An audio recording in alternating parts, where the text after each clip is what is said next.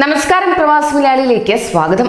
പ്രവാസികൾ കനത്ത ആശങ്കയിലാണ്. കൊറോണ ഭീതി മാത്രമല്ല, ഇനി ഏത് നിമിഷവും ജോലി നഷ്ടപ്പെടാമെന്ന ഭീതിയും അവരിൽ ഉരുവായിരിക്കുകയാണ്.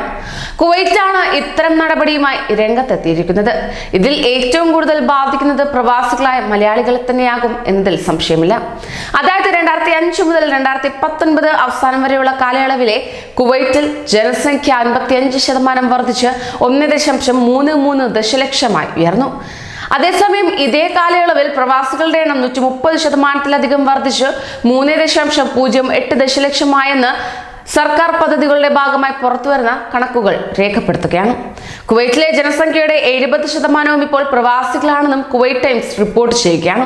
ഇതേ തുടർന്ന് പ്രവാസികളുടെ എണ്ണം വൻതോതിൽ വെട്ടിക്കുറയ്ക്കാനുള്ള നീക്കങ്ങൾക്ക് അംഗീകാരം നൽകാനൊരുങ്ങി കുവൈറ്റ് സർക്കാരും നാഷണൽ അസംബ്ലിയും ഹ്രസ്വകാലത്തേക്കും ദീർഘകാലത്തേക്കുമുള്ള വിവിധ പദ്ധതികളിലായി 3,60,000-ലധികം പ്രവാസികളെ ഒഴിവാക്കാനാണ് പദ്ധതിയിടുന്നത്. നിലവിൽ നിയമവിരുദ്ധമായി രാജ്യത്ത് കഴിയുന്ന 1,20,000 അനധികൃത താമസക്കാരെ പുറത്താക്കാനാണ് ഒരു പദ്ധതി. വിസ കച്ചവടത്തിനായി മാത്രം സ്ഥാപിക്കപ്പെട്ടിട്ടുള്ള വ്യാജ കമ്പനികളെ കുറിച്ചുള്ള അന്വേഷണം പുരോഗമിച്ചു വരികയാണ്. പ്രത്യേകിച്ച് പ്രവർത്തനമൊന്നുമില്ലാത്ത നിരവധി സ്ഥാപനങ്ങൾ പ്രവാസികളെ രാജ്യത്ത് എത്തിച്ചിട്ടുണ്ടെങ്കിലും അവർ ജോലി ചെയ്യുന്നത് മറ്റ് സ്ഥാപനങ്ങളിലാണെന്ന് അന്വേഷണത്തിൽ വ്യക്തമായിട്ടുമുണ്ട്. 60 വയസ്സിന് മുകളിൽ പ്രായമുള്ള പ്രവാസികളെ രാജ്യത്ത് നിന്ന് ഒഴിവാക്കാനാണ് മറ്റൊരു പദ്ധതി.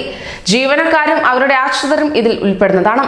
ഇവർക്ക് പുറമെ ഗുരുതര രോഗങ്ങളുള്ള പ്രവാസികളെയും കുവൈറ്റിൽ ജോലി ചെയ്യുന്നതിൽ നിന്ന് വിലക്കാനാണ് തീരുമാനമെന്ന് കുവൈറ്റ് ടൈംസ് റിപ്പോർട്ട് ചെയ്യുകയുണ്ടായി. അവിദഗ്ധ തൊഴിലാളികളും വിദ്യാഭ്യാസ യോഗ്യതകൾ കുറഞ്ഞ 1,00,000-ഓടടുപ്പിച്ചുള്ള പ്രവാസികളും പുറത്താക്കൽ പട്ടികയിലുണ്ട്. സ്വദേശികളുടെയും വിദേശികളുടെയും ജനസംഖ്യാനുപാതം ഉറപ്പുവരുത്തുന്നതിനായി ഈ പദ്ധതികൾ നടപ്പിലാക്കുന്നതിനുള്ള സമയക്രമം നിശ്ചയിക്കാൻ സാമൂഹികകാര്യ മന്ത്രി മറിയം അൽ അഖീലിനോട് ആവശ്യപ്പെട്ടിരിക്കുകയാണ്. അടുത്ത 5 വർഷത്തേക്കുള്ള സമഗ്ര പദ്ധതിയും ഓരോ വർഷവും ഘട്ടം ഘട്ടമായി ഒഴിവാക്കേണ്ട പ്രവാസികളുടെ എണ്ണവും സംബന്ധിച്ചുള്ള കണക്കുകളാണ് തയ്യാറാക്കുകയെന്ന് പാർലമെന്റ് അംഗം ഖലീൽ അൽ സലാഹിനെ ഉദ്ധരിച്ച് കുവൈറ്റ് ടൈംസ് റിപ്പോർട്ട് ചെയ്യുന്നു.